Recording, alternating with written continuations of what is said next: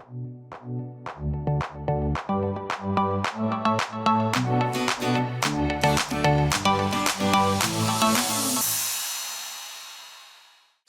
again, good morning. We're going to have this panel session. So here's the sort of way we're going to run this. So I have asked each person, including myself, to do a short introductory presentation of less than equal to 8 minutes, so that collectively together we don't take more than 40 minutes of time. And then we have about 45 minutes left for interactive question and answers.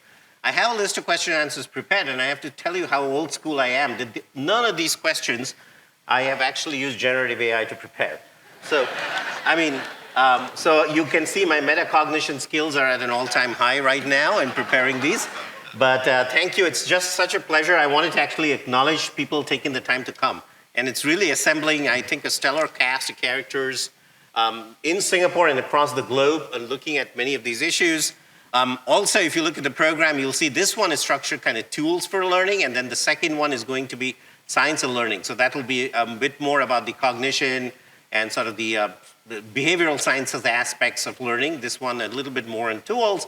But the reality is that these two are kind of very closely linked, because you can't build a tool without understanding how people learn and so on. So without further ado, I'm going to use the clicker to, we've introduced the people. So Pradeep he said he's doing some pitch to an enterprise board. So he has a startup. He's actually trying to raise money, which is probably more important for him. But he's promised that he's going to be here within the next 3 to 4 minutes. So he's on his way. So I just wanted to share the overall agenda over here. I set out these questions when I was creating this panel to ask, like, the tools for learning is for whom? We saw a little bit today. Is it for novices or experts or intermediate skills? It's for what? And there's a whole range of things we can do. Pradeep, welcome. I hope your pitch was successful. And then there's a variety of technologies. Yes, we have generative AI, but that's not the only thing. We have multimodal AI. We have cognitive sensing and so on, things going on. And how do you measure these tools? And you'll see on the right over there, I want to take a little bit of time. These are screenshots of things in the news. So yes, you kind of see things such as thousands of UK university students are caught cheating with the generative AI, okay? This is not to give the UK a bad rep. I mean, if we really went down and inspected in places over here, we'd probably find the thousands of students too.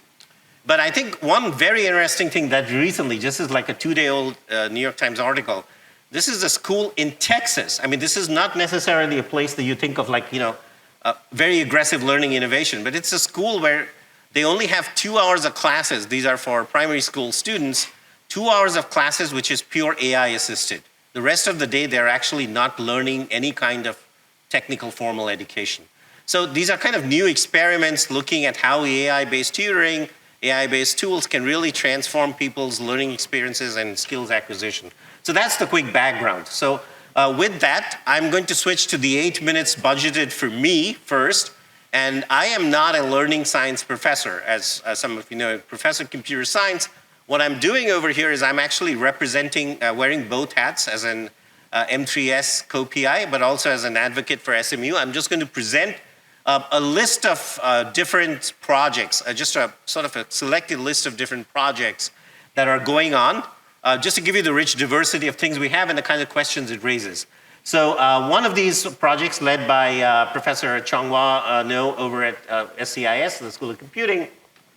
He's been working with people over in the UPenn Education School, kind of looking at how do you use sort of generative AI as feedback in classroom and kind of giving feedback for question answering and so on, and whether it's human only or whether it's just AI only or a combination of both.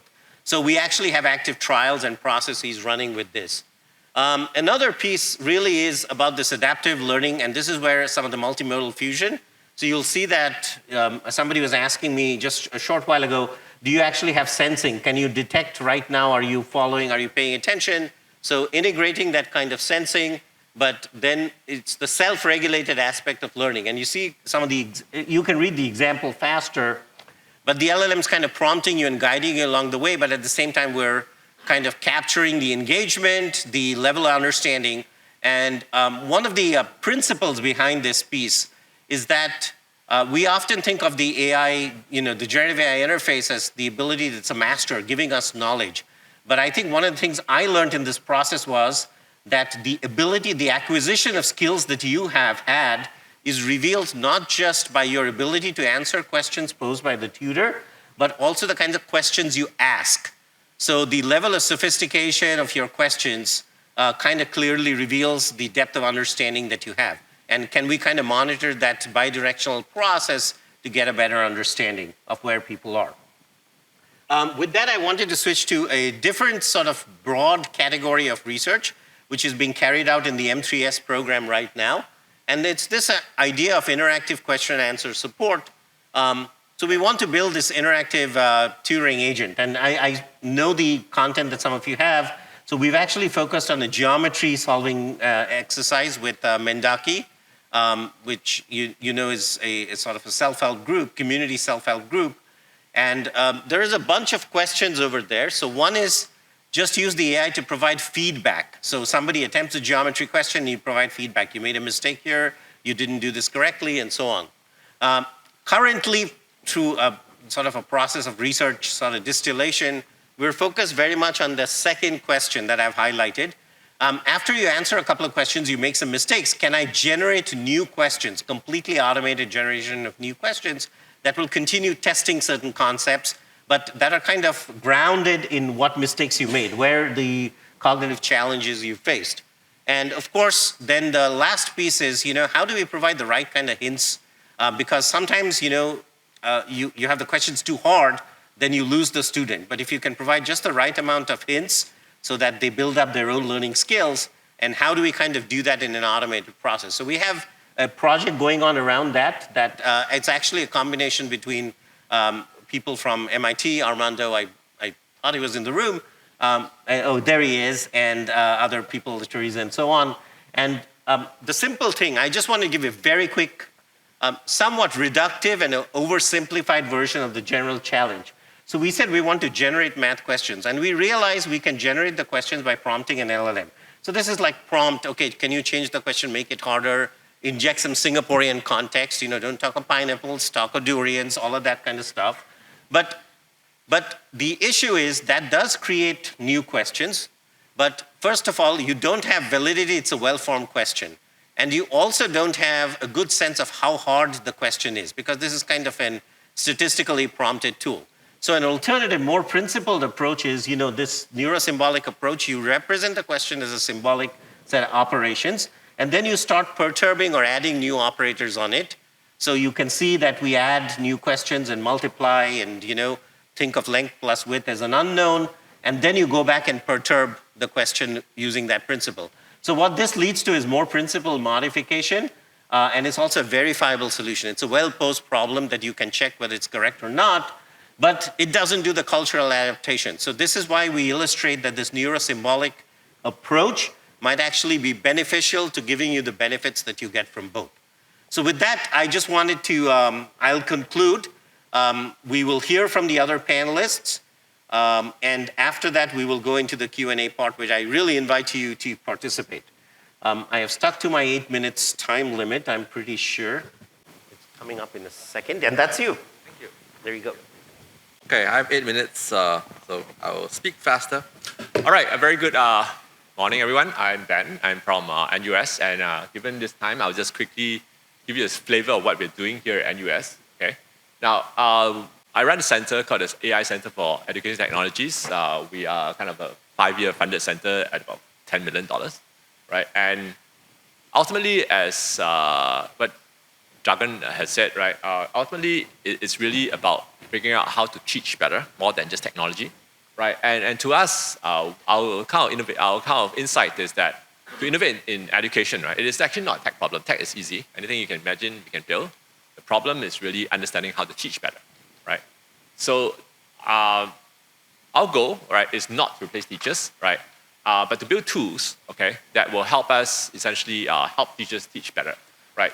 Maybe more efficiently, monitor the students better, okay? And we try new ways of teaching. So we just don't just build technologies. We actually try to invent new ways to teach, and experimentation is part of the process. Okay, so to us, teaching is not just simply the transmission of knowledge. Okay, in fact, my personal belief is that the hardest problem today is really this issue of managing motivation. and basically the students are getting lazy. Mental condition is going out the window. Okay, how do we stop that, right? It turns out, just for your kind of information, the most popular AI-backed app, I don't understand this because I'm very happily married, but the most popular AI-backed app is this thing called virtual girlfriends. Anybody understands this? Okay, I suppose you guys will not admit even you do, right? But this is true, right?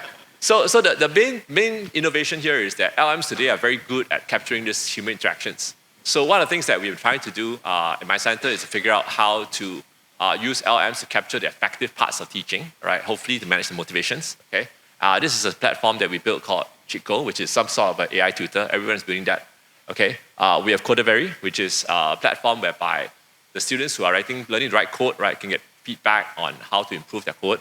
Okay, we have SoftMark, which is an online exam marking tool, which one of my colleagues earlier has commended me that it was easy to use and I was happy using it. And we also trying to figure out how to find plagiarism. Check for that. Okay, but the question now is this.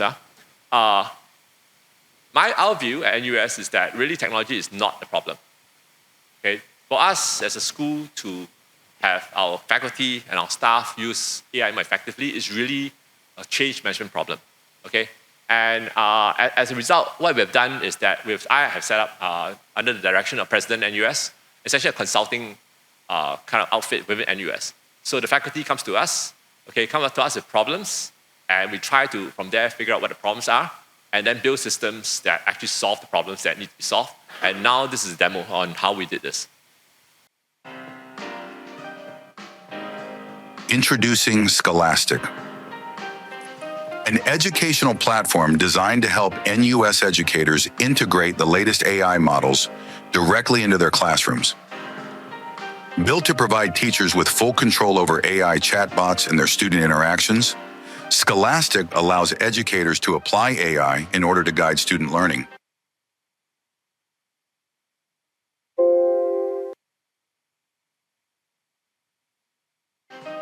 In May 2024, Assistant Professor Dr. Gerald Chung from the Department of Social Work came to AICET with a pedagogy challenge. In class, each student had only a brief opportunity to practice role-playing to prepare them for work in the field. Many of his students felt unprepared when they began working with vulnerable clients. Dr. Chung asked, "Can AI prepare students for real-life challenges through guided role-play?" In response, AICET collaborated with Dr. Chung to build an AI-based role-playing method using ChatGPT. This approach used an AI chatbot to simulate clients with varying problems, such as mental health, allowing the students to role-play as social workers interacting with the client. While promising, this approach revealed limitations. The teacher wrote the prompt, but each student had to copy and paste it into ChatGPT. This meant students knew beforehand how the chatbot would behave. This defeats the learning purpose of the role play in handling unexpected situations or responses. Recognizing these challenges, AICET helped Dr. Chung build a prototype role-playing tool so that social work students could seamlessly practice client interactions that the instructor had designed, even with a bit of Singlish mixed in. Students can interact with the simulated client without ever seeing the prompt. Authentic, spontaneous interaction with the teacher-designed scenario is easy and engaging. Seeing the success of this prototype and its potential applications beyond role-playing, our engineers built Scholastic. The platform looks and feels like the familiar ChatGPT interface, yet it offers unique features designed to enhance teaching and learning. Teachers write the prompts and students do the learning. Teachers can design prompts suited to the learning objectives for any subject. They can create role-playing chatbots to help students practice their skills or gain confidence learning a foreign language. Or they can also create facilitation bots to help students reflect or develop research questions. Students log in, select the AI prompt assigned to them, and begin interacting directly with the assigned bot. Educators can instruct the AI to provide instant, personalized feedback at the end of the conversation. This allows students to reflect on the conversation and understand what they are doing well and how they can improve. Instructors can easily view students' conversations with the AI, allowing them to have a full view of both the students' individual progress and the overall class performance. Starting in November 2024, we are excited to begin supporting our first cohort of educators as they pilot Scholastic in classrooms across the various faculties and schools in NUS. All right, so that's an example of how we've done this. We talk to the profs, and then we find problems that they need to solve, and then we build software for them. Okay, and so essentially we work by improving grading efficiency, feedback efficiency. We support differentiated learning, personalized feedback, and also the last thing you saw is really about role playing and the training of human skills. Okay, to just quickly end in my last 2 minutes. Okay, I think this is something that Dragan alluded to, which is that we are, I'm the poor guy in NUS who's suffering the CS1 problem. So essentially after year one, many of the students actually have gaps in their knowledge, and I'm doing remedial. And unfortunately, AI is very good, right, at solving the intro problems. Unfortunately, when you take the AI away, you find that they're stuck in this, what I call the AI castle of death, right? So the question is, how do we, instead of just thinking about how AI tools can help, one of the things we want to do is potentially to prevent harm, right? And from our work so far, we found that tech problems are easy. Mostly it's really the problems that they're really hard and challenging. All right, on that note, I'm happy to take questions on the panel, and I look forward to having a great session with you. Thank you. So we're all in suspense, yes. Perfectly on the dot in 8 minutes. This is incredible. Good morning, everyone. Yeah, so I'll be talking about some of the work that we have been doing in reimagining learning. Again, a lot of you all have already talked about this.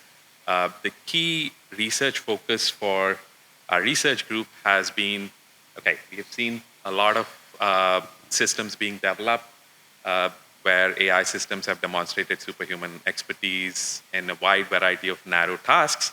But our focus has been more on, okay, are these making humans better? This has been highlighted already. Not so much so. I'm taking the human side and saying, okay, I want to build systems, AI systems, which will help humans get better. Okay, one of the domains in that context is personalized adult learning, but there are quite a few other things wherein you want to pass passing expertise from someone who is a specialist in something, especially in public health scenarios. How do you pass that expertise from a specialist to someone who is just learning the ropes?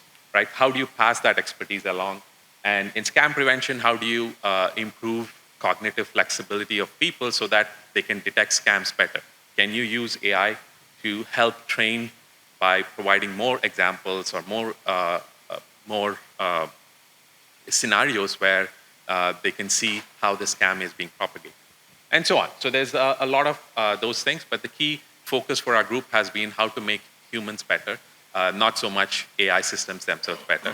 And one of the things that we have seen and heard quite a bit of is that LLMs are being used for training.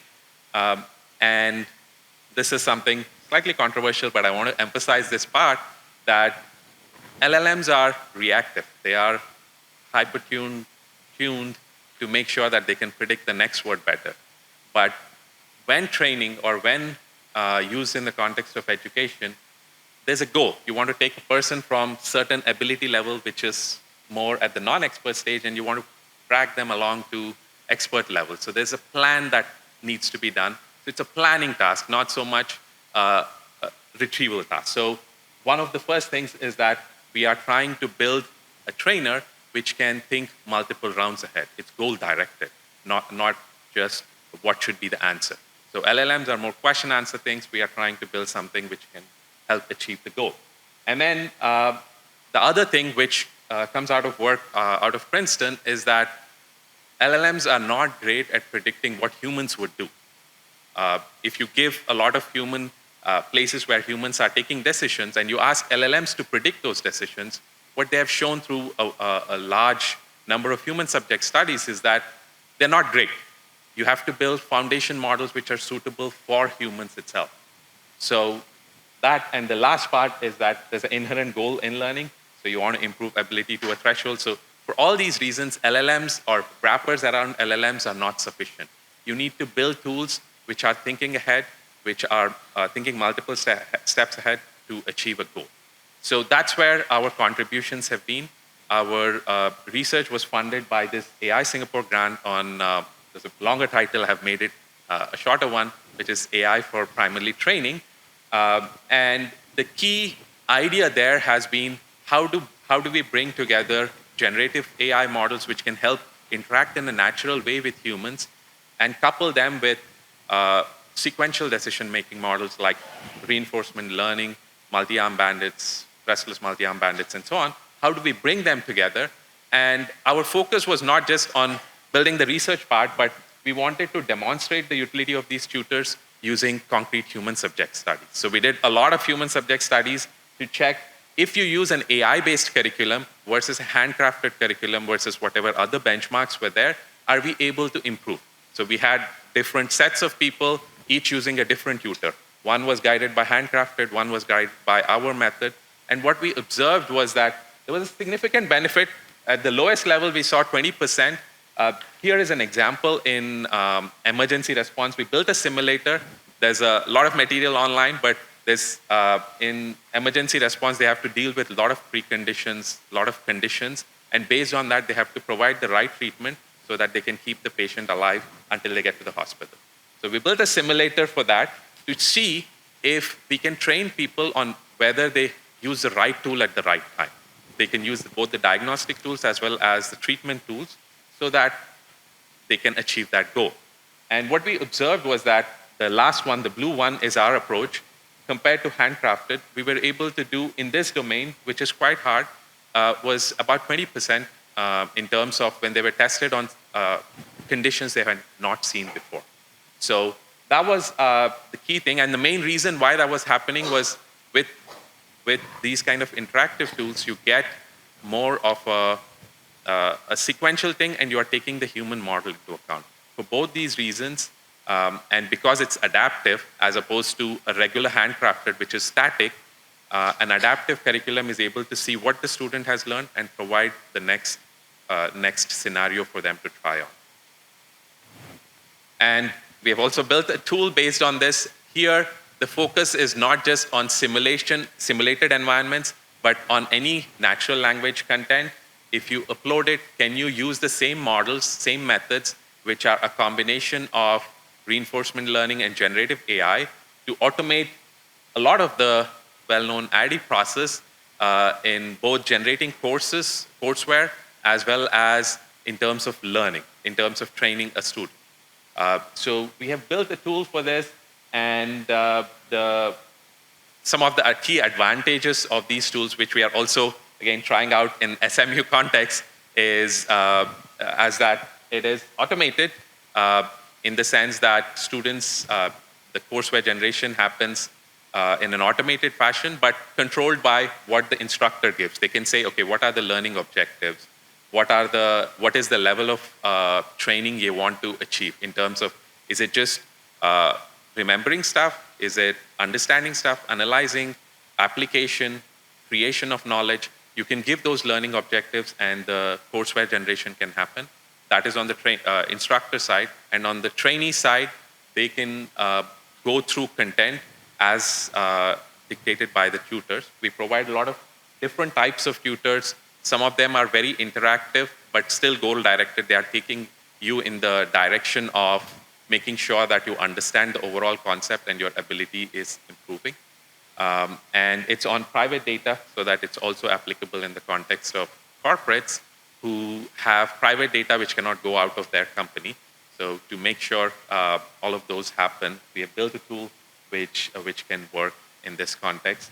This is just a quick visualization of how it looks. Essentially, we generate our own slides in case the material is more of papers and so on. Whereas if you have your own slides, it displays those slides. And then there is a mentor where we provide different types of tutors. As I said, one is more direct, gives long answers. One is more interactive. It analyzes what the user has understood, provides appropriate responses. and make sure all aspects of the question, all aspects of the topic are answered correctly. And there are a lot of other things, but just wanted to give a quick visualization of the tool. And yeah, that's it. I don't have. Thank you. That's the second person in a row to finish at exactly 8 minutes. So it's just. All right, thank you, everybody, and good morning, or yeah, still good morning. So I'm, I think, the only learning scientist on this panel. So I will come at it from a learning scientist, the science of human learning standpoint. I will also preface my comments by saying I will not be a nuanced learning scientist. I've decided to give you some, say, strong claims. But please know that they are in the scientific literature more nuanced than what I'm going to. So I'm going to say them as strong claims just to, maybe they make for good discussion later. Okay, so let's start. For tools and learning. First, I want to disabuse you of any notion that AI is a new kind of a tool. Tools have existed for a very long time. Tool use, in fact, is a sign of an intelligent species, right? From the stone tools to the AI tools, this has been part of our history, okay? We use tools. Actually, the people who benefit the most are the ones who actually invent the tools, not the ones who use the tools. Also something we know. One of the best tools that we've invented, would you know what that is? Language, thank you. Language is the ultimate tool. When Janelle said we can collaborate at scale, by the way, there are other species also who can collaborate at scale. Ask me after. But language is one of the reasons why we are able to collaborate at scale. And language is a fundamental tool. Think about tool. It allows us to externalize our cognition into symbol systems that we can compute over. And by language, I don't mean just the language like English, Mandarin, and so on and so forth. Math is a language, science is every domain creates its own language, structures, grammar, and so on and so forth, right? So language is a great tool. In the history of the learning sciences, of course, we want to use tools for learning. And so a broad stroke finding is we try to use tools for learning as scaffolds for learning. We find that tools elevate performance in the short term. You take the tool away, performance goes, and you're left with no learning. Okay, this is a very broad stroke, strong claim. Dragan would agree with. And we're finding similar findings in the context of AI tools as well. So the challenge, tools for learning, is how do you use tools to have deep learning and not just performance, right? And Dragan gave you the 2x2, but predating that, there is a long history in the psychological sciences disambiguating learning versus performance, right? And so let me present that to you. And here, I think of it as, again, a 2x2, so you got performance on the X and learning on the Y. Think of anything that increases performance, goes that way. Anything that increases learning goes that way, right? So you have a case where, a person where, there's very low performance and very low learning. Something like discovery learning, asking kids to figure out things on their own. That's terrible. Evidence suggests that that leads to very little learning, wild goose chases, irrelevant focus on content. That's what I call unproductive failure. Now, there are ways of increasing performance through tool use, through scaffolds, and so on and so forth, that may lead to, as Dragan himself said, an illusion of learning, right? And we know the current pedagogy, the direct instruction pedagogy, is also a kind of a tool. It leads to high performance, but very low learning. And I call that unproductive success. There are cases where, of course, we all want to get to productive success, right? Which is high learning and high performance. But this is usually the case with experts. You're in the zone, you're in the flow, and you're able to use, because expertise and tools go hand in hand. The way to get there is what I call productive failure. It's an illusion, it's not an illusion, sorry. It's when performance suffers because you as the learner, not the tool, you as the learner is putting in the cognitive and the affective effort into making sense of the material. And so initially your performance suffers, but in the long term, that's what the locus of deep learning is. So Dragan, thanks for the shout out to productive failure. And the strong claim here is that if you're not using failure in the initial learning, when you're first coming to understand something new, if you're not deliberately using failure in that process, you are under-determining learning. You're more going down the path of unproductive success than the path of productive failure. Why is failure so critical in initial learning? We talked about scaffolds. The reason why we have this broad sort of stretch of findings in the scaffolding literature, scaffold increase performance, you take them away, performance goes away, and learning is not retained. The reason is because those scaffolds are not inducing failure. Think about scaffolding, and Vygotsky talked about, I don't know how many of you know Vygotsky's zone of proximal development, but basically the idea is, if I need to scaffold somebody, I must first determine what is it that you cannot do. Otherwise, there's no point of scaffolding. It is to help you do something that you cannot do by yourself. So if I give you a task and you're able to complete the task, I don't need to scaffold. If I increase the difficulty of the task and you're still able to complete it successfully, I still do not need to scaffold. It is when I give you a challenge or a task where you fail to accomplish it, that's when I'm getting the information. Now this person needs help. I know precisely where you need the help. Right? I can be a little bit more evil and let you struggle a little bit more, which may also be good for learning. But the idea is you need information about failure. What is it that a person cannot do? What is it that a student cannot do? What is it that a child cannot do? And it's that failure information that you as a designer have to design for to get that information and use that information to then adapt the subsequent scaffold. A second principle of scaffolding is when you know that you've got to help somebody in something, there are many options for you. You can be as minimal as possible, or you can provide a lot of support. So if you're trying to help a child learning how to walk, you can either give them a pinky and just support, but they have to do the bulk of the walking and the effort of balancing, or you can really support the child so that it makes walking easier. Which one is better? The pinky. Because that places maximal effort, cognitive and affective and social effort on the learner. Right? So failure, deliberately designing for failure in a way that puts the effort on the student, on the learner, is key. And to that extent, whether using calculators or AI tools, in the initial learning, it's actually harmful. Because if the cognitive effort is on the tool and not the learner is not going to learn. We already know that from pre-AI era tools as well. Okay? So that's something to leave you with. We also look at expertise. Right? If you look at expertise, we've studied expertise for decades now. Experts know a lot of knowledge. A lot of this knowledge is explicit knowledge, the domain, the language that we spoke about in each domain. Right? But that's not the only thing that experts know. The experts also have a lot of tacit knowledge. They themselves cannot externalize this knowledge. It comes in situations, it comes through practice. It's in the context of their own practice. And that's a deep well of knowledge as well. So to the extent, any knowledge, anything that can be made explicit, we already know it can be codified. Right? And if it could be codified, it will be automated. That's why when language gets hacked by LLMs, it becomes scary because they can really codify anything that is explicitly possible to codify, right? And that gets automated. So what are the implications for us? To the extent that we're building systems or learning environments that are built around explicit knowledge and only explicit knowledge, LLMs or large language models, generative AI should be able to support that very, very nicely. But real expertise development is not just explicit knowledge. Real expertise is a coupling of the explicit with the tacit knowledge in the domain. And that requires human activity.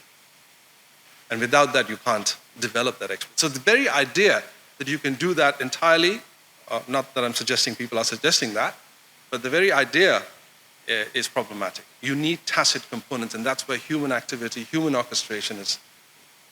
And as mentioned in talks before, tools need expertise. A scalpel is only good in the hands of a surgeon or a psycho, right?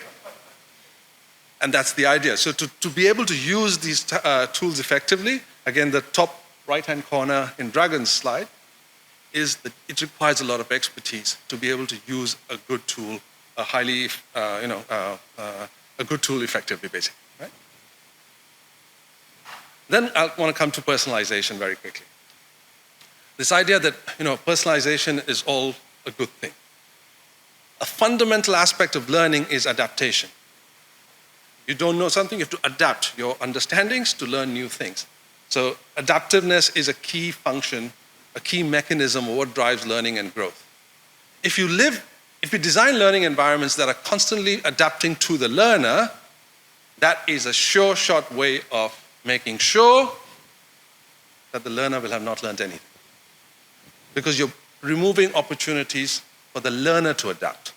And I was talking to Archana earlier, a good system would be what forces the learner to adapt instead of adapting to the learner. And when it does have to adapt to the learner, there are certain parameters that it should adapt to. So if you adapt to attention, we say, oh, learners have low attention span. No, they don't. Cognitive capabilities do not go away evolutionarily in a generation. We have the same attention span. The behavior has been modified. We don't want to create, the next engineers, lawyers, doctors, teachers who can only concentrate for 5 minutes at a time. Give me a TikTok video and I'll make sense of that. No, that is a terrible, terrible mistake. You cannot adapt to attention. What do you adapt to? You adapt to the prior knowledge of the student, which is very hard to model, as you yourself noted, by any tool, let alone a Gen AI tool.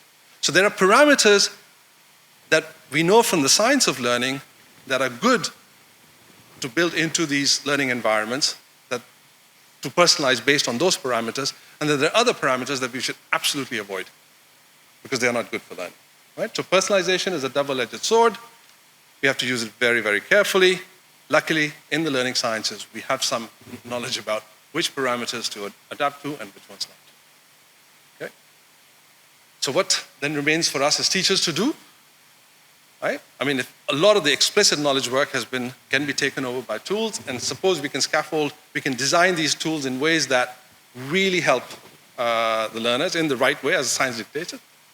What ultimately we have to, as I said, in the development of expertise, it is the tacit components. We as teachers are more than just knowledge transmitters, as you said yourself. We are basically architects of culture and community. We build these cultures within which we can motivate people, we can mentor people, we can care for people, while also giving explicit content knowledge or having tools that do that for us. So ultimately, I hope that as these tools become more and more sophisticated, our focus as teachers goes more and more into becoming architects of culture and community, connecting paradoxically to the more human side of things. Anyways, so thank you. And I'm sure I blew up. Thank you, Mary. Panelists, it's over to you, Paul. Okay, thanks everyone. So I'm really excited to present some of our latest work on building these AI tools, especially multimodal AI tools for education. So for context, I lead a group of researchers called Multisensory Intelligence. We're interested in all areas of multimodal AI that can see, that can hear, that can touch, that can smell and taste, and interact with people and the world around us. So I want to highlight two of our key projects that are very relevant to this space. The first one is really about building AI tools that can help people become more creative and become more open in the exploration of the world. I think we've heard of a lot of great tools from the other panelists, but I haven't heard the word creativity in this panel yet, and creativity is absolutely essential. How do we get students to not just learn from textbooks and from questions and solve them, but to be rather more creative and explore and define their own questions and solve them on their own to become much better learners? So we've been looking at games and puzzles and other forms of open-ended content that AI can help generate and help encourage students to learn about so they become more creative in their explorations of knowledge. The second topic I'm going to talk about is much more in line with the theme of the panel, building better tutoring systems. And of course, based on what our group does, we build these multimodal systems that can both explain things in language and also draw things in visuals. In many mathematical topics, in physics, the idea of visualizations and drawing is especially important. So you want to build systems that can both explain in language and draw in visuals to help students learn. And of course, credit goes to the students who actually did all the work on these projects. So firstly, covering some of our work in building AI tools to encourage open-ended and creative reasoning. Now we all know that, again, open-ended and creative reasoning is absolutely essential to learning. But how can we actually use data and tools to encourage this idea of creative exploration? Well, our answer to this is through puzzles and games. These are puzzles that students love playing, especially those in computer science. I'm going to show you an example of a puzzle. So the key idea of these puzzles is that there's never explicit instructions on how to solve it. You get a title, in this case called top-down reasoning. You get some cryptic images or cryptic crosswords. And your goal is to really discover the clues that can guide you in solving this puzzle. So in this case, you can give it to an AI model. O1 gets it correct after thinking for a couple of minutes, costing us a lot of money, that to do top-down reasoning, you want to identify, first these are flags, right? Each of these flags corresponds to a specific country. And you might want to decode the countries corresponding to these flags from top to bottom, right? So the first country is Barbados, and then Oman, Tajikistan, Seychelles, Wales, and so on. And by looking at the first letter of each of these countries, it spells out the country Botswana, which again is in line with the theme of the puzzle.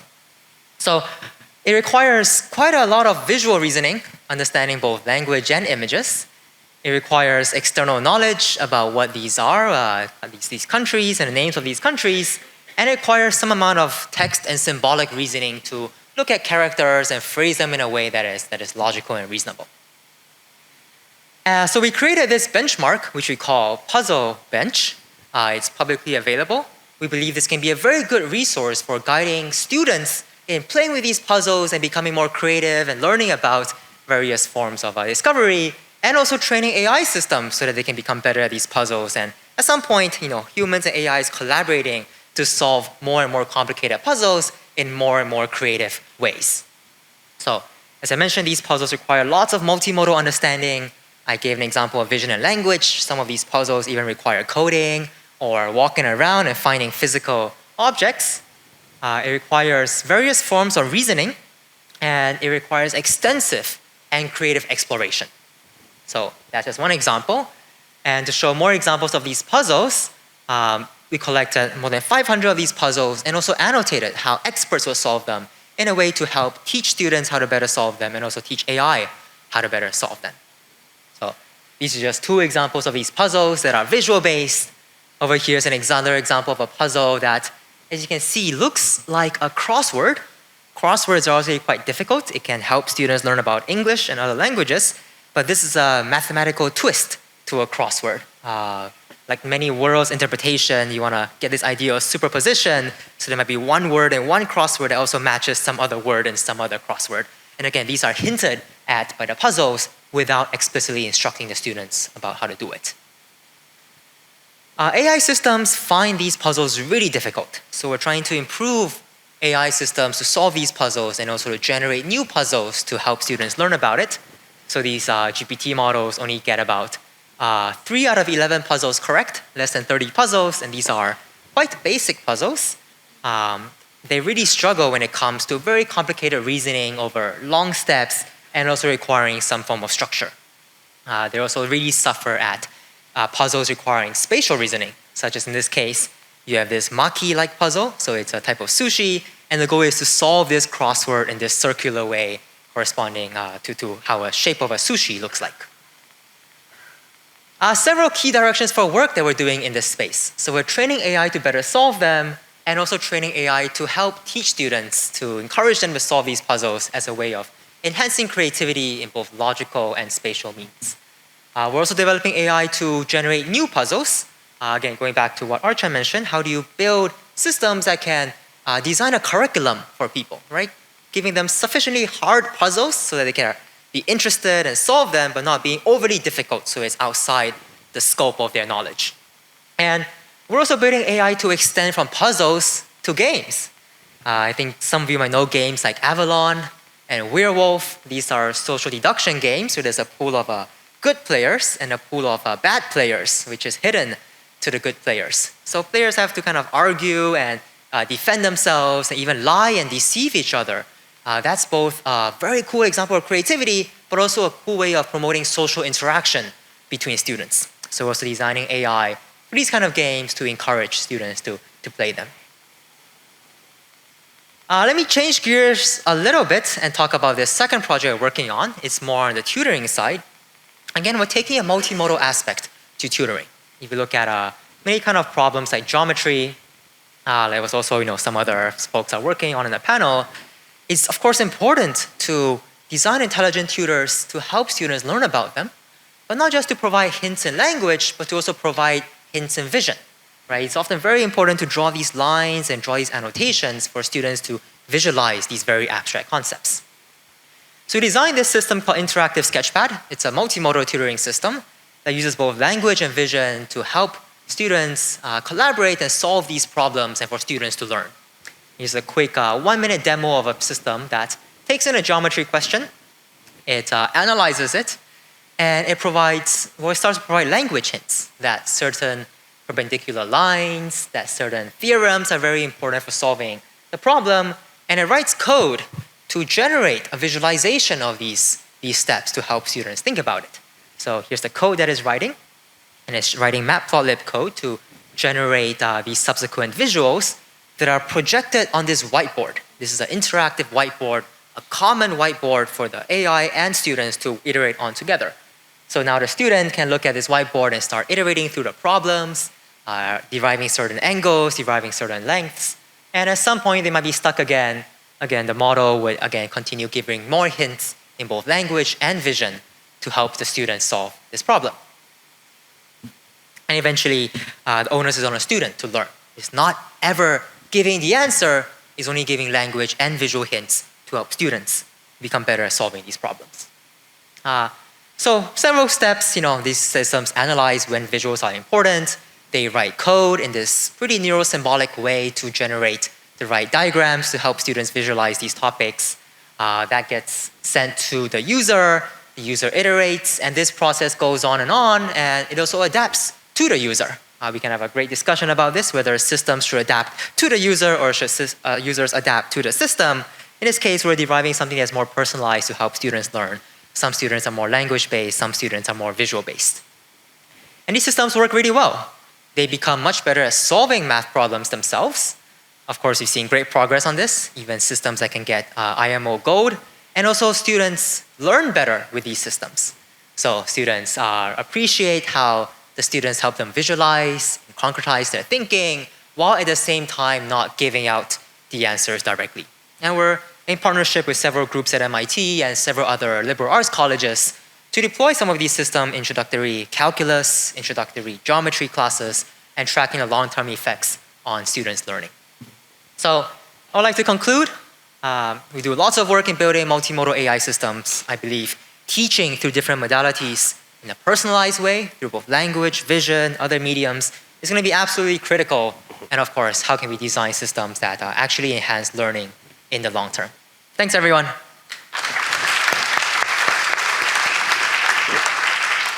Thanks a lot, Paul. Okay, we're going to get into the question and answer segment, and here's how we're going to do it. Please line up at the mics. Just say who you are. Obviously, I have a list of questions. I'll start off by asking two. So I wanted to pick up on this notion of productive failure. I understand the notion that you have much higher learning when you fail. A lot of what you folks have talked about is kind of early childhood learning, and maybe some young adult learning and fundamental concepts. One of the things we are very interested in SMU is kind of looking into this sort of more professional upskilling, reskilling things, where people are transitioning. They want to repair a new kind of jet engine. They want to, build new kinds of furniture, sort of crafting capability. Do you think the same phenomena applies there? In other words, are adults willing to tolerate being stretched and fail versus, I just want to learn enough to go get a job, and you're sending me on this exploration of improving my cognitive abilities. So do you think that this phenomena of productive failure, or this paradigm, needs to be sort of adjusted for a sort of a more vocational type of education? I'll just request each of you have a mic, so please speak to it. And maybe if you just test. Yeah, all right. Thanks for that question. So the cognitive architecture does not change if you go from school learning to higher education to vocational learning. Built into your question is a question about how much attention we need to pay to learners' preferences. And the basic finding from the learning literature is our job is not to make learners happy, our job is to make them learn, right? And that requires effort. So if the question is, do adults who want to skill or reskill, if their goal is just to get on with it, then you don't need productive failure. But if the goal is that they really deeply need to understand how the aircraft engine works, then I'm sorry, we need a conversation with them about, look, this is going to be effortful. We're going to engage in these challenging activities, blah, blah, blah. Whether you use productive failure or whatever, but that's a conversation you need to have. And actually, that's exactly the conversation we have when we implement productive failure in the schools. Because children are also enculturated into the idea, I think you mentioned the processing fluency, making things easy. Well, making things easy does not ease learning. And students don't know that. They think that making learning easy eases learning. So we need to rechange or recontract with the students, as we might do with the adults, have a conversation about what does learning look like? Because we have misconceived notions about what deep learning looks like. So I think just to pick up on that, it does seem to me what you're suggesting is that even in some of our upskilling, reskilling programs over here, we have to communicate a slightly sort of broader expectation. And because I kind of get the sense a lot of people come in thinking, I'm just going to learn this skill because I need the job, and sort of building the upfront awareness that this is going to be a slightly more difficult and more enduring thing. It ties into this notion that I've talked to a lot of people because the half-life of skills is diminishing. So, you're overfitting to the next job, but then you've got to come back again the next time. So I really appreciate that, but does anybody else want to comment on that? Yes, please. Hello. Okay. Yeah, so I'd like to add to that and tell a little story that I think is important because it sort of like tells you a little bit more about what happens in the trenches, right? So, I'm in charge of the CS1 problem at NUS, right? So we need to have our students learn how to write code. Okay, so you can imagine one of the things that we did quite early on is that they have homework, okay? We add a little dialog box, right? And the dialog box actually knows what is the problem. It knows the bad code they wrote. It knows what are the test cases they failed. Right, and then at the back we have an LM, right? I think we use OpenAI, and we've done all the right things, right? We tell the AI, we prompt it so that you don't tell the student to answer. We took a long time, a year, to figure out how to give good feedback. Okay, then we happily deployed it, small scale. Now what we noticed was this, right? We definitely did the right things in terms of all the learning literature, right? But what we realized was that the students were like spamming the LM, right? And how do we know? Because we see the timestamps of the responses, right? You can't think that fast. So you have the small number of students that are like spamming the LM, right? And the LM is trying to do the Socratic style thing. But then, LMs are kind of nice, right? You just spam it enough times, it will just give up and give you the answer, right? So the trouble is that while we may know all the right things to do, the trouble is that students are not really keen to learn. They're trying to find the answer, submit the homework, and be done with it, right? So the goal, you see, the trouble is that we know we have good intentions, we know what we're doing, but the incentives of the students are different. And interestingly, what we have come to realize is that it's not just about learning. In terms of building tools, the UX might matter, right? So right now we're thinking of doing the following, which is that we let them do the homework. We let them struggle a while before that dialog box appears, because the trouble is that they know that there's an AI tutor. The first thing to do is ask for answers. I think the struggle we have now is that how do we have students that are even willing to struggle, right? If there is a shortcut, unfortunately they'll take it. And there's this whole scandal about NTU cheating and stuff like that, right? I mean, part of it is not a problem of AI, right? I think it's really a problem of ethics and what our students are actually, they've been programmed to do. I think the system encourages them to essentially go for outcomes more than process. Yeah, thanks for that story. It just underscores the point to renegotiate the didactic contract. If all we are producing are students who are interested in answers, I'm sorry, there's no greater failure of the education system anywhere else, okay? So that has to change. I think what we're doing as learning goals, the way you're designing, that's absolutely right. But talking to students, helping them understand what learning looks like. We did that at ETH, large course, if I can give an example.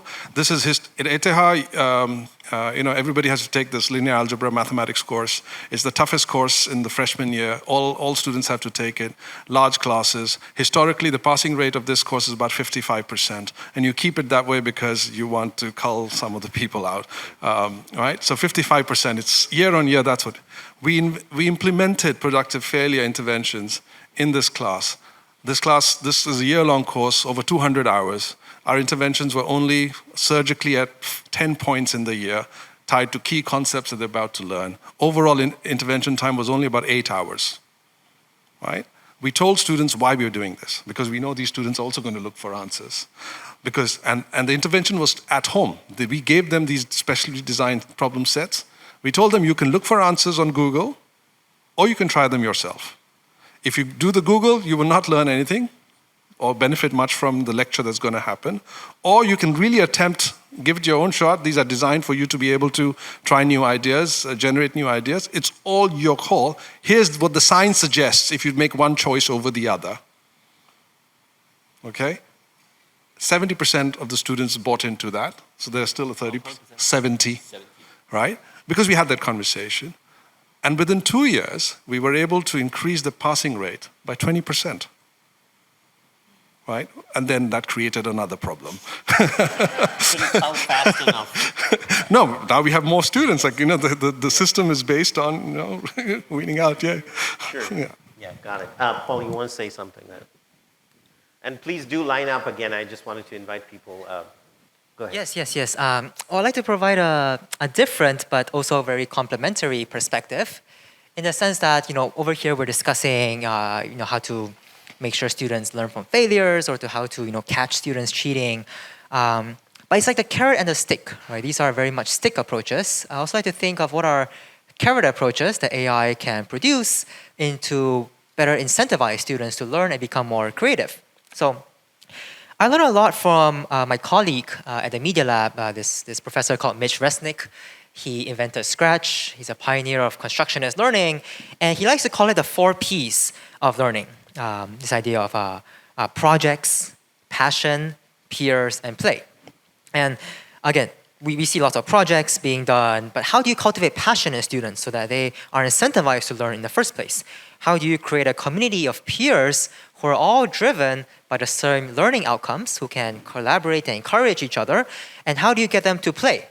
Doing something that is fun is a carrot version, instead of doing something that they find tedious and therefore will result to just cheating and finding the shortest solution to solving these problems.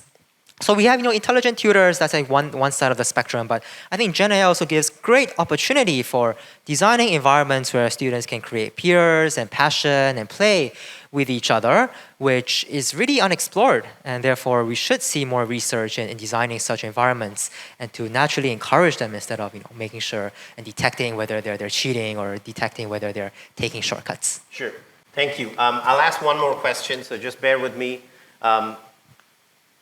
I really want to hear your perspectives on this, because one of the things I hear in the adult learning space, because that's something we're quite actively sort of investigating, is that you bring people into these classes and you train them and you give them a certificate, but then the companies say, well, you haven't trained them for the specific job. The assessment itself doesn't quite reveal if they can go in and be the SCDF first responder, because that needs a set of skills and so on. So because this is a session in tooling, I wanted to hear if you had any experience with successful tools, if you see any challenges, any opportunities in creating what I call better assessment tools, that are tools that certainly test your concepts, but that kind of ground them in the real world problem solving that they need to do for specific jobs or specific roles. Because I feel like there is a bit of a gap between what the system certifies and what the industry is willing to accept, and saying, I believe your certification is actually good enough and therefore I can readily absorb this worker. Are you seeing this phenomena, or do you feel like this is something to tackle? It's a question for everybody, but since Pradeep, you seem to be the fastest to the draw, so. Yeah, I think the good thing with the tools is that, the good thing with these tools is that yes, if you take them off the bat and try to generate assessments, they may not be great. But if they've been given enough examples of the type of questions, the type of things that they want to be assessed on, they can, of course, do the back propagation. They can learn from it and create assessments, but not just assessments, but that can also feed into how the system is training the students itself. So definitely, we are seeing that kind of a thing, and at both levels. One is just taking inputs from the human users and generating questions, taking feedback just at the myopic level, but also translating that learning onto the training side and figuring out how to generate an adaptive curriculum which can help them get there. Okay. Does anybody else want to? Yes, can I just add to this? So I think the problem you described could potentially be a mismatch between the university and the industry, right? Because if that just seems where the gap is. So there are two things that we're doing now that seems to be working quite well. So one thing we're doing is that working in the law school at NUS, right?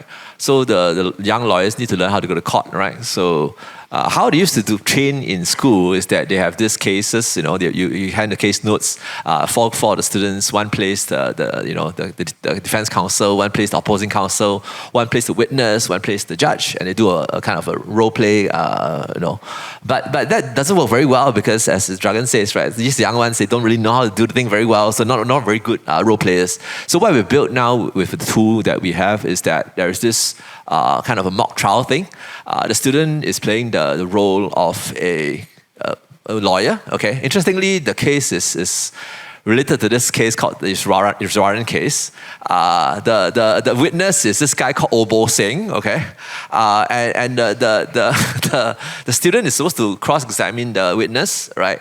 And there's opposing counsel. So if the student asks what's got leading questions, the opposing counsel will object, and the judge will scold him. Right, so at some level, I mean, the law school really likes this. We are going trialing it big time. It's really cool. I mean, the students enjoy it. They get to go to trial, sort of. And at the end of the whole practice, right, the transcript is sent to an LM that actually analyzes the entire transcript and gives feedback on how well the student has done. I mean, exactly how good it is, I'm not completely sure, but my law professor colleague seems to think it's quite good. So I think that moving forward, I think this kinds of more realistic role plays could potentially be used to kind of assess practical skills. And in fact, my own team is using this kind of a tool to do recruitment, right? So the new hires, we give them this little problem that they work on, and my colleagues are using it kind of actively. It seems to be working quite well. Then the other thing is that in my profession, we have this thing called coding interviews. That means that before the students become software engineers, they will go to an interview and then they're asked to solve these problems on the fly, right? We're building this kind of automated AI interviewer. Right, so essentially there's an avatar that will go through the questions and then record everything, okay? And the goal here is that we will kind of, again, process the transcript, right? And then give the student feedback for learning purposes. But then if you do it right, then we can mimic the industry quite well. So I think ultimately we must, instead of thinking of this problem as a tool problem, we need to start from the problem. I mean, look at what the problem the industry needs to solve and then build a tool. Then in that case, then there should not be any mismatch. Got it. Thank you. Do you want to? Yes. So just like learning tools embody our values and thinking about how learning takes place, assessment tools would also embody our thinking and values about how assessment takes place. So I would totally second Ben here that we need to rethink how we assess, and in this case, role plays, simulations. I mean, AI offers quite good possibilities to be able to do that, and I know some really good work, even also on embodied AI. So, training embodied AI agents to look at human behavior as it unfolds in real time with the humans and try to model that. And I think that will have exciting possibilities even in vocational education. And so it's the frameworks that we need to think about. And one of the things that I think about in these frameworks is what I call learn agility. So we are so used to thinking of assessment in even the computer adaptive testing format, right? Yes, it's adaptive testing, but it's still stuck in the framework that you assess by giving people a bunch of questions in a contrived space with no resources, and then these questions have to be able to be solved in 10 to 15 minutes. Right. Obviously, they don't transfer very well. They don't sit very well with employers. So again, things like role-play simulations offer that. But if you design agility into these, suppose you take one of these role plays, or you take even a computer-adapted system. Suppose you give the learner the chance to error correct. Right? Then you're starting to detect other capabilities that your training is developing instead of just whether they know the correct thing or not. Right? So there are agility assessments you can design cleverly into current systems and also exploit new possibilities for future assessments. Got it. Actually, just listening to you guys, I mean, I know we have some colleagues here apparently, from across SMU. I think some of these assessment tools could be actually very useful even for non-technical stuff like business education. I mean, in the business school, you teach people communications, you teach people marketing. I mean, and I think my sense is, again, I'm not an expert, but we're stuck in case study paradigm. That's still a very sort of static construct, right? If you can create simulations and create different kind of models, that could really enhance learning in that space. All right, enough on my end. So the lady over here is closer to the mic. We'll let her go first. So Okay. Go ahead. Thank you, Prof. So my name is Ela. I'm a postdoc with M3S. And although I work in embodied AI, I think learning is an important question. So I've been reading a lot of parenting books, new parent here. And one of the key things that they all seem to emphasize on is that if you focus on, rewarding a child for a task done, they will be less resilient as life goes on because they're not focusing to the effort that they've put in or the job well done. So I think that, with the design of AI tools, it always seems to be that we're focusing on task completion rate rather than, trying to evaluate how much effort a learner or a child puts in to the process. So that's a observation. But my question comes, in second here. As a teacher, or as a parent, you would naturally look at, your child, the way they're interacting with, a particular subject matter, and you'd adjust. You'd say, okay, maybe there's a song you can listen to that'll explain the concept better. Maybe there's a book you can read. So you will adjust to the child's learning paradigm. And so with AI, you have, people that learn better with, listening to things, reading things, or even watching a video.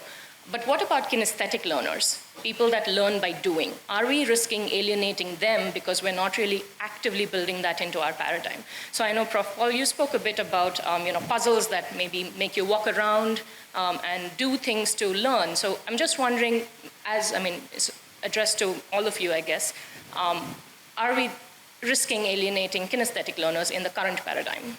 Got it. Thank you. Yeah, this is a very, very great question.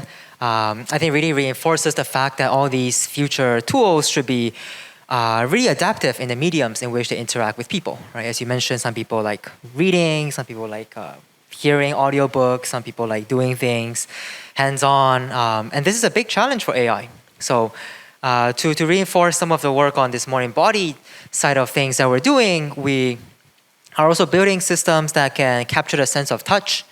So if you're trying to do workforce training, for example, teach somebody how to assemble something, and where the physical contact is of course very important in complementary to the video, you also need to understand the force.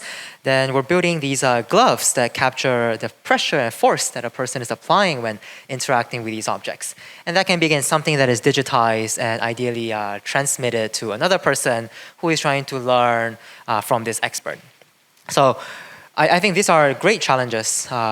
Of course, big challenges are in the sensing capabilities of today's systems to capture these embodied physical interactions of objects around us, and also building very holistic, very multimodal AI that can teach through all of these different mediums. I'm sure, I feel like this is something you Yeah. definitely talk to. Thank you. So that people have preferences for particular learning styles, kinesthetic, visual, that people do have, and there's robust evidence on that. When you try to match instruction to that preferred style, experimental studies after experimental studies have very clearly shown it does not work. So please, let's break this myth that learning styles matter. They do not.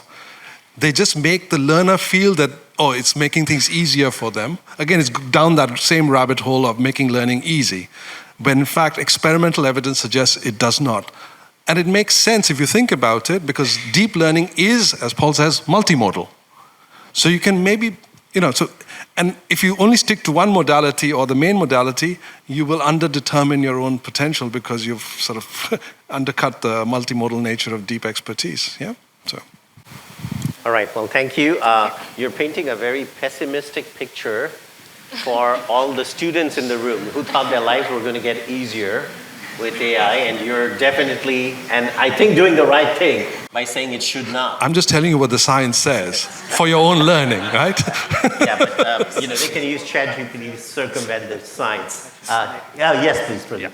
I just want to say that we are still in the 2D space. 3D robotics is coming, so I don't think they are going to be left behind. I think with embodied AI and so on, there will be a lot more ways of learning, a lot more learning tools that will come over. Yeah.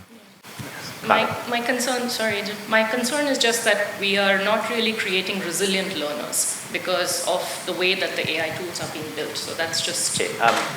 We'll come back to that point a little later, Ela, because I have a question. But the gentleman over here, thank you.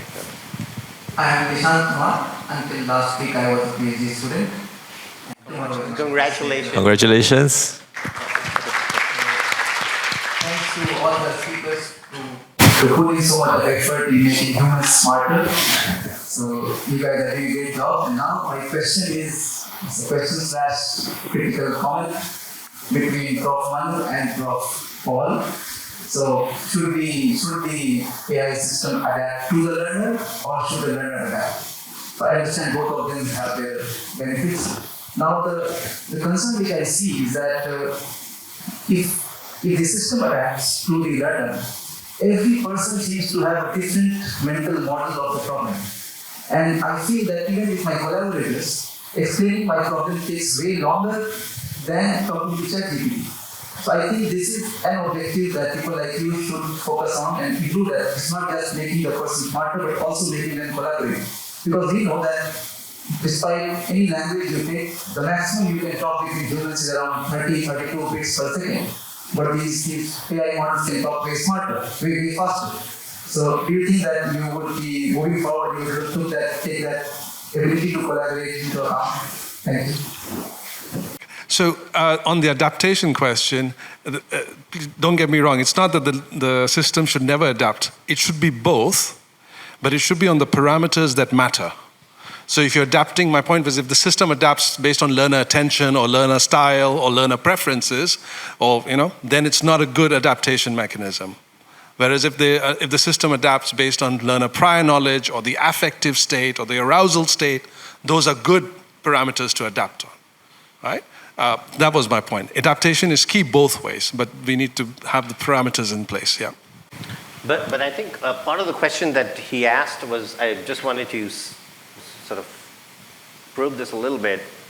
Do you think we need tools to also get humans to become better collaborators in an age where individualized work and knowledge-based work is sort of progressively being devalued? The answer is yes. And research on collaborative learning actually suggests the benefit of collaboration is in the effort to achieve shared understanding. That first effort that you first come to, when you talk to somebody who speaks a different language or different mental models, just the effort to understand and develop a shared sense of the problem is a very strong, a very hard coordinating process. And that's where the deepest learning happens. Once you have once you achieve the shared understanding of the problem, solving it is easy, right?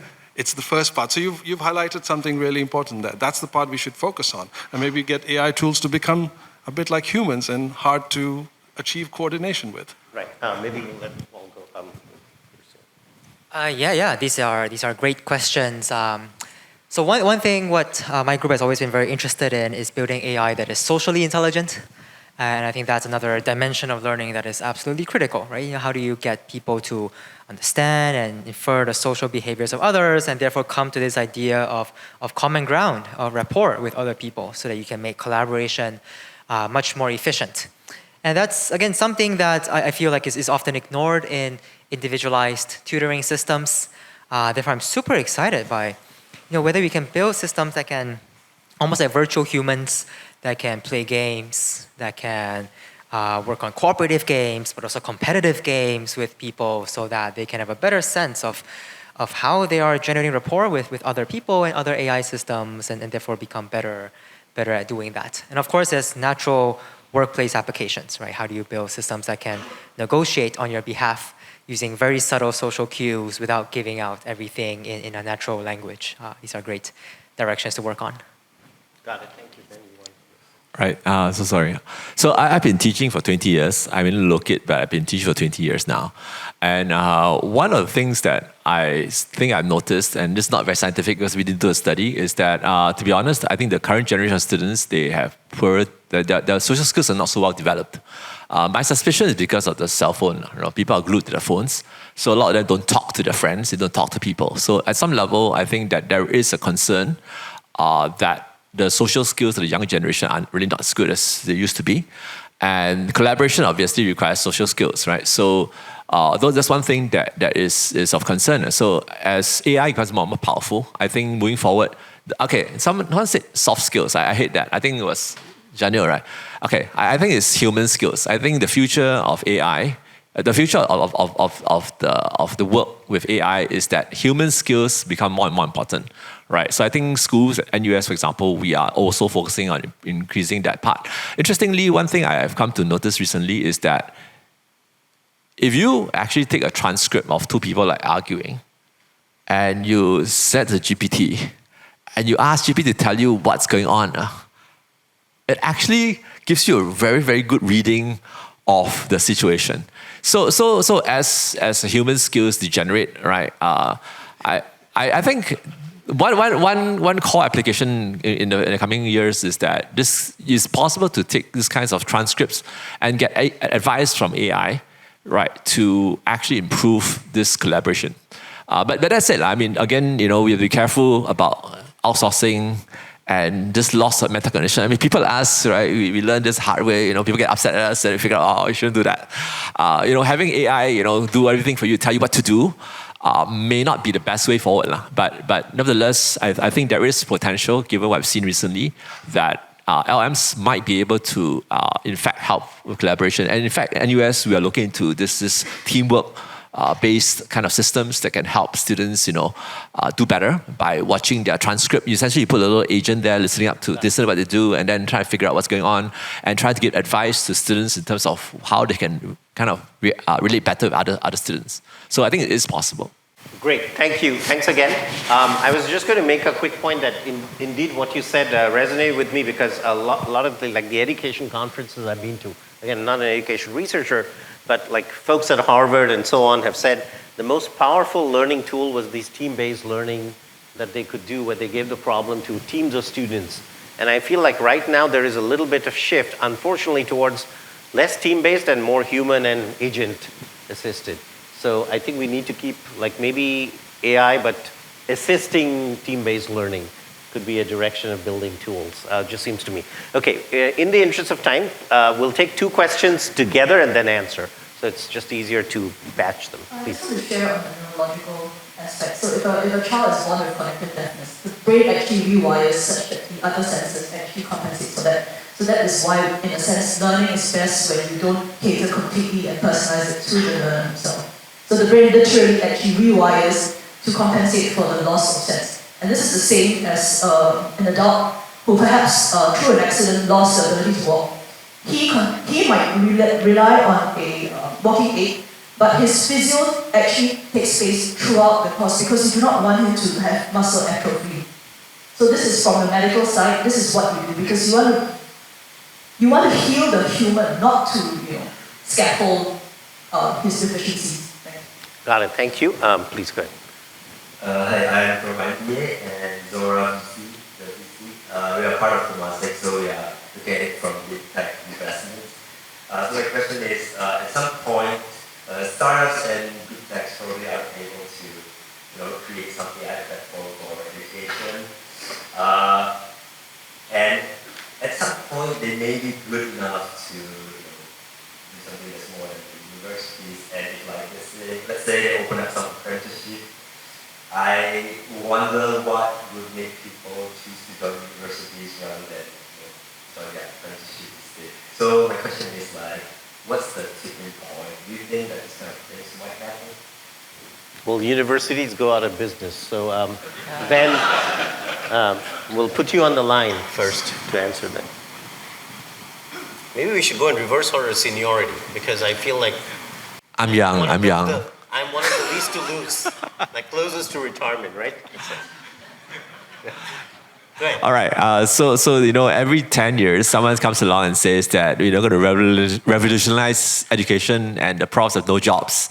That happened about 10 years ago with the MOOCs. Last I checked, I still have a job, and today AI is going to revolutionize education again. I think in 10 years, I still have a job. So I don't think it's so easy. So the problem with education is the following, right? Which is that about 5% of the people today don't need teachers. They can just learn everything by themselves. But at least 95% of people who need someone to, essentially it's not about transmitting knowledge, right? We are like, well, we call it doctors, but not that kind, but we're like doctors in a way that we are making students uncomfortable. We make them kind of productively fail, right? So they can learn something. It's something that they like to do themselves. And so our job is like kind of like overpriced nannies, right? Okay, to force them to do stuff they don't like, so that hopefully it's good for them. Anybody? I was going to also say one thing. So recently, not on a trip, but through many other interactions, you do see this reality where they say the college premium is diminishing, right? I mean, there is not that much benefit to going to college. But I think, fundamentally, personally, I believe it's a market economy over here. So the universities will also need to adapt. Otherwise, students will stop coming to them if they're not offering value. And they will figure out what the right value is, which is including kind of the sort of disruptive learning modes, etc. So I think my personal sense is some degree of humility is needed by universities themselves to realize that they need to rejig. But I actually welcome other points of view as well. Does any of you, Pradeep? I think it's a lot more hype because it benefits the tech companies as well. I think there are, especially in research community, we are seeing a lot of problems where I think if you ask a researcher, are you using these tools for actually doing research or explaining something complicated? Probably not. I think they're still assistants. They're very good as an assistant in certain areas. I think there's still a lot that needs to be done before that level of replacement happens. But yes, I think we are good at adapting. So when that happens, we'll figure out, or there is enough of a timeline that universities will have to adapt. And I think this was the same thing that was said when Coursera and so on came with their pitch. I guess it hasn't happened. Yeah. So John Seeley Brown has this very nice analytical dichotomy called learning about and learning to be. So you can learn about mathematics, or you learn to be like a mathematician. You can learn about history, or you can learn to be like a historian, right? Now, to the extent, just to take that dichotomy, to the extent the university experience is mostly about learning about, which also maps onto the explicit aspects of knowledge. Yes, it can be. We need to be humble about it, right? But learning is learning to be. I mean, you come to university or any other profession, you learn to become like that. At the fundamental level, learning is identity transformation. It's enculturation into a particular way of thinking with knowledge in that domain, of being in that domain, right? And that is inherently a social, cultural activity. And if university experiences are built around, or schooling experiences are built around those kinds of activity systems, then I'm sorry, deep tech. It won't work. Yeah? As in, they won't succeed. Yeah. Okay. Because we are a human. Does anybody have a last? Are you waiting to ask a question? Yeah, please come to the mic. I want to give you a chance. I'm David. So I just want to make it quick to all the panelists. Right? So how does the education in the era of AI actually change the perception about examination?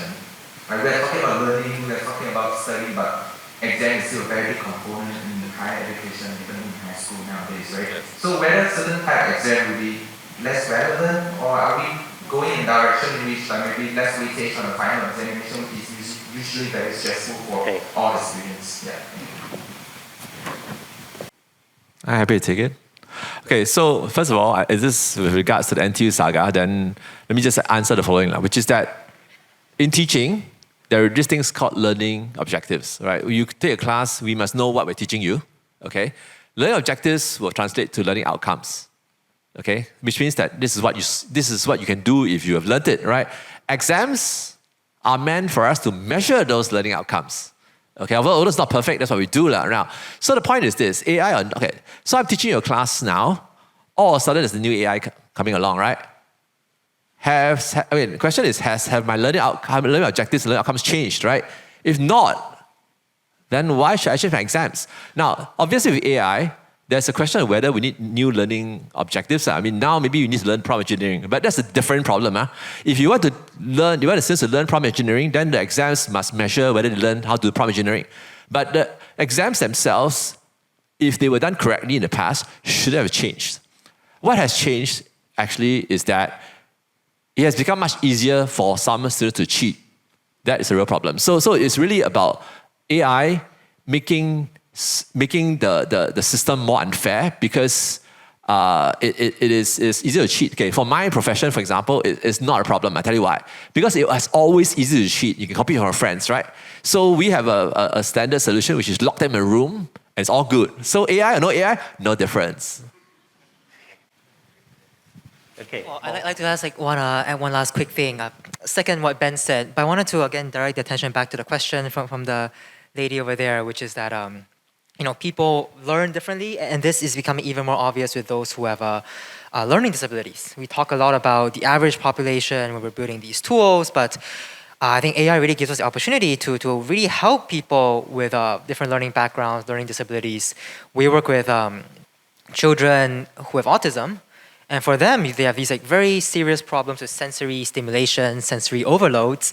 So not only can we build tools for learning, we can also build better environments for learning, right? They might prefer certain lighting, they might prefer different sounds, and they might prefer different peers around them when they're learning. And I don't know, maybe it seems like a really good time to reflect and how do you make AI really much more accessible beyond the average populations, make examination environments much more accessible using smarter AI, but also smarter environments and cities and classrooms to cater AI for education for everybody. Okay, thank you. I'm just going to have the last word to say. I want to thank my panelists. I know you're ushering us. Let's give them a round of applause, please.